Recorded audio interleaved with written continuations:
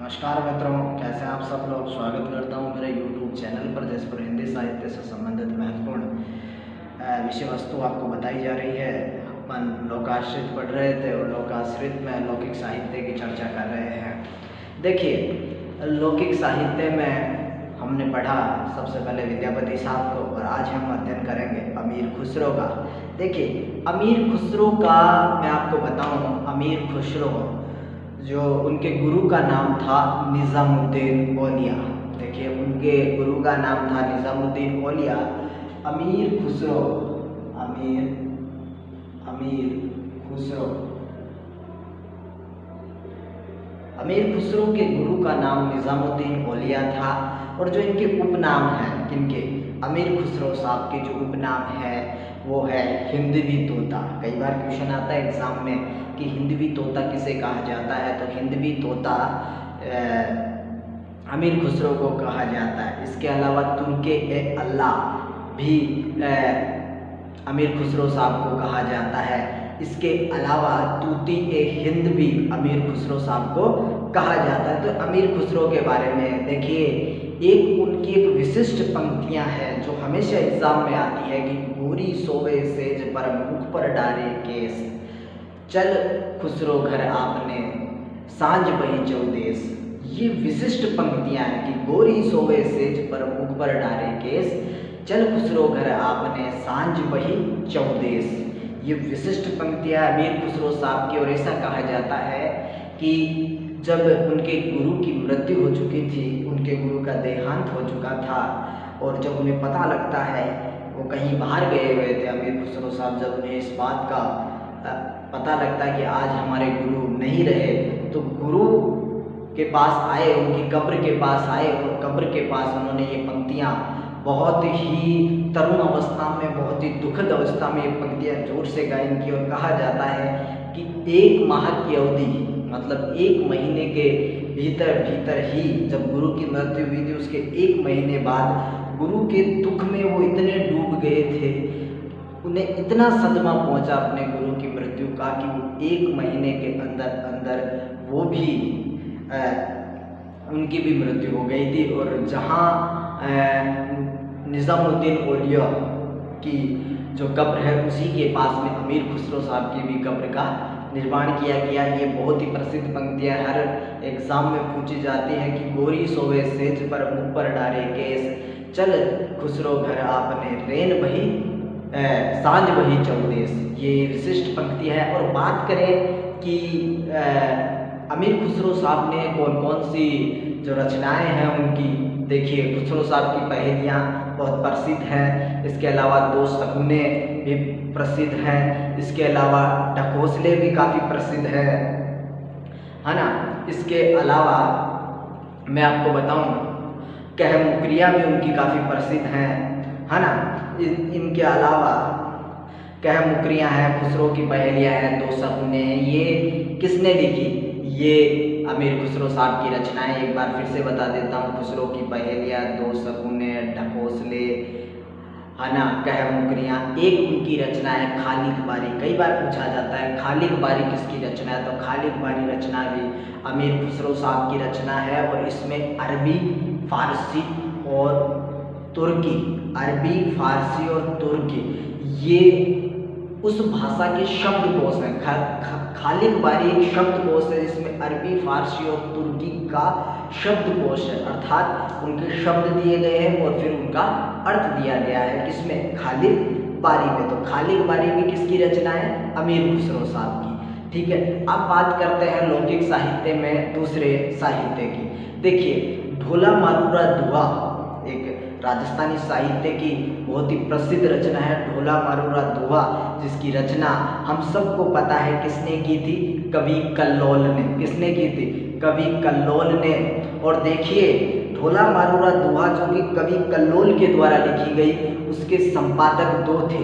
कौन कौन? एक तो सूर्यकरण पारिक और एक नरोत्तम स्वामी। सूर्यकरण पारिक और नरोत्तम स्वामी। ढोला मारूरा दुआ जो रचना है वो कवि कल्लोल के द्वारा लिखी गई, उसके संपादक नरोत्तम स्वामी और सूर्यकरण पारिक थे। ठीक है, याद रखना, ढोला मारूरा दुआ लेखक कौन है, कवि कल्लोल है। और इसके जो संपादक हैं, किसके, ढोला मारूरा दोहा के संपादक कौन है, एक तो सूर्यकरण पारिक और दूसरे नरोत्तम स्वामी। और मैं आपको बताऊं, जो ढोला मारूरा दोहा का नायक कौन है, ढोला, जो कि कहाँ का राजा है, नरवर देश का। कहाँ का राजा है, नरवर देश का राजा है। और जो नायिका है वो मारवाड़ी है, मतलब जो नायिका है वो मारवाड़ी है, जो कि पुंगल देश अर्थात जैसलमेर की राजकुमारी है। ये कई बार पूछा जाता है कि ढोला की, देखिए ढोला की है वो आयु कितने की है, तो ढोला 2.5 वर्ष, कितने का है, 2.5 वर्ष का है। जबकि ढोला 2.5 वर्ष का है। और जो नायिका है कौन, मारवाड़ी है ना, उसकी जो नायिका है मारवाड़ी वो कितने की है, 1.5 वर्ष की। कितने की, 1.5 वर्ष की। ये याद रखने वाले क्वेश्चन है। और मैं बताऊं, ढोला की उम्र 2.5 वर्ष है, जबकि जो नायिका है मारवाड़ी उसकी उम्र है 1.5 वर्ष, ठीक है। और जो सह नायिका है वो मालवणी है, मालवणी है ना, इसकी जो सह नायिका है वो मालवणी है। देखिए मालवणी है जो इसकी सहायक नायिका है। और इसकी एक प्रसिद्ध राजस्थानी साहित्य की सबसे प्रसिद्ध रचना अगर कोई है तो वो ढोला मारूरा दोहा है। और कहा जाता है कि ढोला मारूरा दोहा को चौपाई छंदों में लिखने का कार्य अगर किसी ने किया तो वो कुशल लाम ने किया था। कई बार आता है ढोला मारूरा दोहा को चौपाई छंद में किसने लिखी, तो वहाँ उत्तर आएगा कुशल लाम। ढोला मारूरा दोहा को दोहा छंद में किसने लिखा, तो वहाँ उत्तर आएगा कवि कल्लोल। ये याद रखने की बात है कि ढोला मारूरा दोहा को चौपाई छंद में किसने लिखा, कुशल लाम ने लिखा। ढोला मारूरा दोहा को दोहा छंद में किसने लिखा, कवि कल्लोल ने लिखा। और इसकी प्रसिद्ध पंक्तियाँ ढोला मारूरा दोहा की आप देखिए कि सोरठियो धो भलो भल मरवणरी बात, सोरठियो धो भलो भल मरवणरी बात, तारा छाई, मतलब चौबन छाई धन भली तारा छाई रात। सोरठियो धो भलो भल मरवणरी बात, चौबन छाई धन भली तारा छाई रात। ये विशिष्ट पंक्तियां किसकी, ढोला मारूरा दोहा की, जो अधिकतर परीक्षाओं में पूछी जाती है। अब बात करेंगे अपन बसंत विलास की। देखिए बसंत विलास की अपन चर्चा करें, बसंत विलास, देखिए बसंत विलास की चर्चा करते हैं। देखिए बसंत विलास का रचनाकार अनुपलब्ध है। बसंत विलास के बारे में अगर चर्चा की जाए तो बसंत विलास का रचनाकार हमें उपलब्ध नहीं होता। लेकिन जो इसका संपादन का कार्य, बसंत विलास के संपादन का कार्य अगर किसी ने किया तो किसने किया था, केशवलाल हर्षद ध्रुव ने। केशवलाल हर्षद राय ध्रुव ने बसंत विलास के संपादन का कार्य किया। इसके रचनाकार का कोई पता नहीं है। ये एक मतलब इसके अंदर बसंत विलास में किशोर और किशोरियों के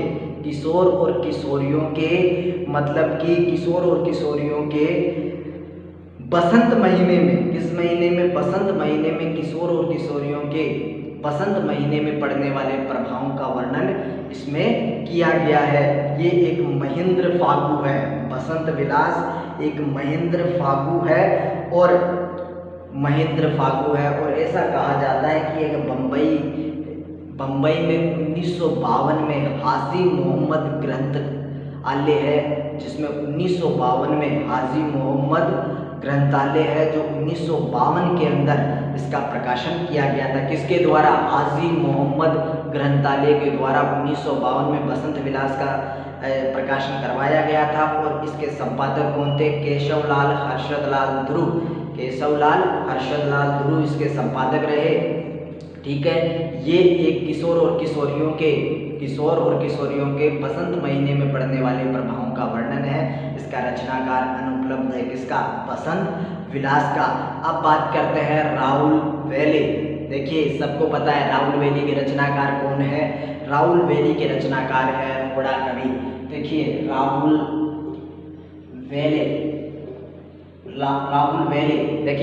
वेली के रचनाकार है रोड़ा कवि। कौन है, रोड़ा कवि है। इसकी नायिका राहुल का, मतलब इसकी नायिका जो राहुल है उसका एक नक्षिक वर्णन किया गया है। ये आदिकालीन साहित्य का प्रथम ये प्रथम ऐसी रचना है जिसमें नायिका का नक्शिक वर्णन किया गया है। नक्शिक वर्णन यानी पैर के नाखून से लेकर सिर के बालों तक का इसमें वर्णन किया गया है। एक ये संगारिक रचना है। और राहुल वेली के बारे में ये भी कहा जाता है कि ये एक चंपू काव्य है। और चंपू काव्य हम सब जानते हैं किसे कहते हैं, जिसमें गद्य और पद्य दोनों को मिश्रित रचना की जाती है। जिन दोनों की मिश्रित रचना होती है उसे क्या कहते हैं, चंपू काव्य। तो हिंदी का प्रथम चंपू काव्य राहुल वेली है, जिसके रोड़ा कवि हैं। इसमें नायिका राहुल का नक्शिक वर्णन किया गया है। और इसमें मैं आपको बताऊं, इसमें हिंदी की 7 बोलियों का प्रयोग किया गया है। किसमें, राहुल वेली में हिंदी की 7 बोलियों का प्रयोग इसमें किया गया है ना। और सर्वाधिक अगर किसी भाषा का प्रयोग किया गया है तो वो किसका किया गया है, राजस्थानी भाषा का। फिर से देख लीजिए, राहुल वेली के रचनाकार रोड़ा कवि है। इसमें नायिका राहुल का नक्शिक वर्णन किया गया है। ठीक है, ये हिंदी साहित्य का प्रथम चंपू काव्य है। ये एक शिलांकित चंपू काव्य है। शिलांकित यानी शिलाओं पर, पत्थरों पर लिखा हुआ एक शिलांकित चंपू काव्य। चंपू काव्य का मतलब अर्थात गद्य पद्य मिश्रित युक्त रचना है। ठीक है, इसमें सर्वाधिक 7 बोलियों का प्रयोग किया गया। और सर्वाधिक अगर किसी भाषा का प्रयोग हुआ है तो राजस्थानी भाषा का प्रयोग हुआ है। अब बात करते हैं, एक और ग्रंथ आता है युक्ति उक्ति व्यक्ति प्रकरण। देखिए, उक्ति व्यक्ति प्रकरण के रचनाकार कौन है, उक्ति व्यक्ति प्रकरण के रचनाकार है पंडित दामोदर शर्मा, जो कि महाराज गोविंद चंद्र के सभा कवि थे। किसके, मतलब उक्ति व्यक्ति प्रकरण के रचनाकार थे पंडित दामोदर शर्मा, जो कि महाराज गोविंद चंद्र के क्या थे, सभा पंडित थे। महाराज गोविंद चंद्र के सभा पंडित दामोदर शर्मा के द्वारा लिखा गया उक्ति व्यक्ति प्रकरण। और मैं इसके बारे में बताऊं, ये एक व्याकरण रचना है। क्या है, ये एक व्याकरण रचना है। और बनारस और उसके आसपास के प्रदेश की संस्कृति एवं भाषा पर इसका प्रभाव डाला गया है। अब बात करते हैं, देखिए, उक्ति व्यक्ति प्रकरण पंडित दामोदर शर्मा के द्वारा लिखी गई। ठीक है, उक्ति व्यक्ति प्रकरण पंडित दामोदर शर्मा के द्वारा लिखी गई। ये एक व्याकरण रचना है। इसमें बनारस और उसके आसपास की संस्कृति पर प्रभाव डाला गया है। ठीक है, और जो पंडित दामोदर शर्मा थे वो किसके सभा पंडित थे, वो सभा पंडित थे गोविंद चंद्र के सभा पंडित थे। अब बात करते हैं वर्ण रत्नाकर। देखिए, वर्ण रत्नाकर ये भी एक व्याकरण रचना है। और वर्ण रत्नाकर के रचनाकार कौन है, वर्ण रत्नाकर के रचनाकार हैं ज्योतिश्वर ठाकुर। कई बार पूछा जाता है उक्ति व्यक्ति प्रकरण के रचनाकार कौन है, पंडित दामोदर शर्मा, जबकि वर्ण रत्नाकर के रचनाकार हैं ज्योतिश्वर ठाकुर। और मैं बताऊं, ये एक व्याकरण रचना है और मैथिली की प्रथम गद्य रचना है।